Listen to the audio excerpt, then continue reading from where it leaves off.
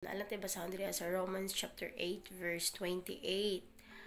And we know that for those who love God, all things work together for good, for those who are called according to His purpose. Ang life nato is very hard talaga. Paagion yun ka ni God sa dili maayong mga situations.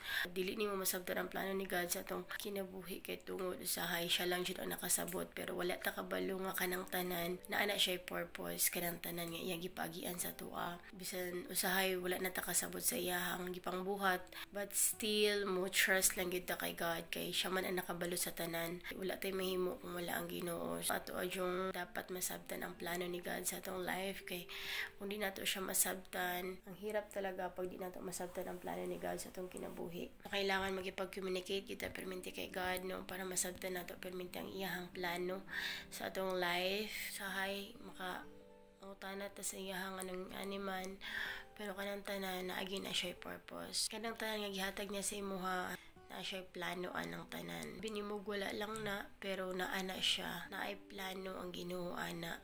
Tanan imong giagian sa imong kinabuhi. Nga makaingon ka nga murag wala na may kahumanan, mahuman ra gid na siya. Basta mo salig lang ka sa Ginoo. Salig lang ta permente siya kay wala tay mahimo kung wala siya sa tong life. No, itugyan na to sa iha ang tanan because God knows everything. He knows everything sa tong kinabuhi. Kabalo siya kung unsay para sa atua, kung unsay dili para sa atua. Kaya wala ihatag ang Ginoo nga dili na to makaya. Just focus on the Lord. Pahintulutan na to ang Ginoo nga mulihok perminti sa tong kinabuhi. Yun, that's all. God bless you.